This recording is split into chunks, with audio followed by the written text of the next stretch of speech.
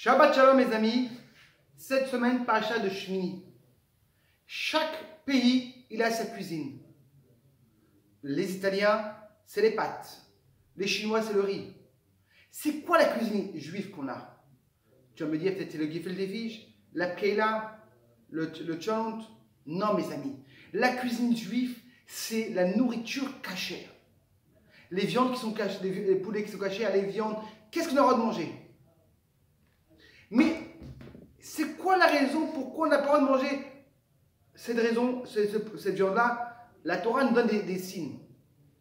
Les pieds sont fondus, ça rumine. Mais est-ce que cette raison, c'est que donne une raison, ou c'est pourquoi la Torah te dit pourquoi?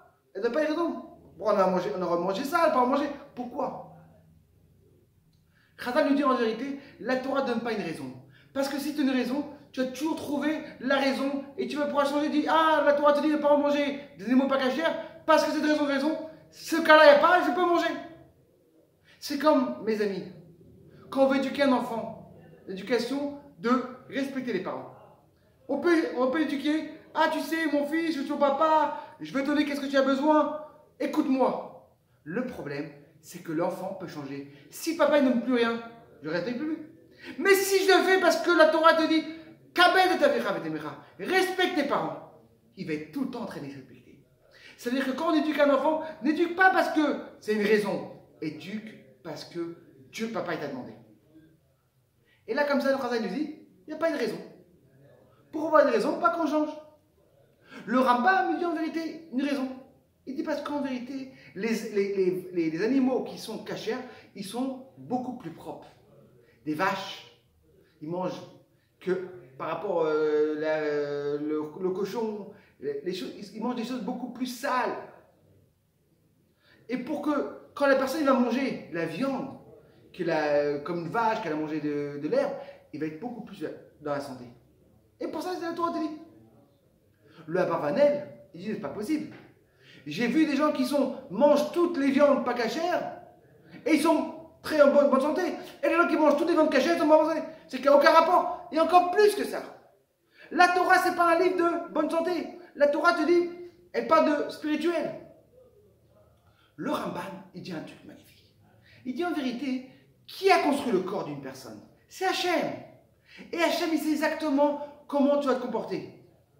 Aujourd'hui, ils ont fait des recherches. Ils ont remarqué que la nourriture, elle va parler sur notre âme. Si tu manges des nourritures plus propres, ton âme est plus relax, plus mieux. Et il dit qu'en vérité, quand tu manges les animaux qui ne sont pas cachers, c'est des animaux qui sont agressifs. Le lion. Et quand tu vois les vaches, c'est des animaux qui sont très stables, très relax. Et pour que ton élevage est plus agréable, pas agressif, la Torah te dit, moi je mange cachère. Mais le Baal Shem Tov et la Chassidut expliquent un truc magnifique. La Torah, quand on te dit de ne pas manger les nourritures cachères, elle dit ne mangez pas les nourritures qui sont pures, tahor, et tamées. Mais quel rapport entre le pur et tahor? C'est en général le pur et impur, ça parle plutôt pour le corps. Non. Parce que dans chaque animal cachère, il est pur, il y a une étincelle de Gdusha. Il y a une étincelle d'Hachem qui est dans chaque nourriture. Même dans les nourritures qui ne sont pas cachères, il y a aussi une étincelle. Mais il est tamé. Il est en vérité, il est fermé. Il y a une clipa. C'est une chose qui ne peut pas le faire sortir. On ne pourra pas l'élever. Et la mission de chaque personne, mes amis, c'est de lever le matériel en spirituel. Et comment on fait ça? Quand une chose qui est Dieu, il a dit que c'est cachère, il y a une petite étincelle de Gdusha. Et ton travail, toi, c'est de le manger, de faire la bracha et de le lever en haut. Et comment tu l'as encore plus? Quand tu prends, grâce au manger que tu as mangé, tu vas apprendre la Torah. Tu as encore plus élevé. Il y avait une fois une Séouda magnifique avec des chassidim et il avait invité une trentaine, 40 personnes. Et dès qu'il arrive, il voit qu'il y a le double de personnes. Oh, qu'est-ce qu'on fait? On fait un grand laèche. Ah, il lui dit, c'est quoi? T'as une vache. On va aller faire la shrita. Et la shrita, on va faire des petits steaks. Ok, très bien. La Saouda à la fête. Le matin, la femme de Shimon se lève et dit, elle est où la vache? Elle est partie au Beth Midrash. Non, mais c'est pas possible. J'ai jamais entendu une vache qui va au Beth Midrash. Oui, elle est partie mettre des tefilines. Non, mais arrête, Shimon. Qu'est-ce qui est passé? T'as trop bu? Non. Hier soir, on l'a mangé avec la Séouda. C'est devenu une partie de notre corps.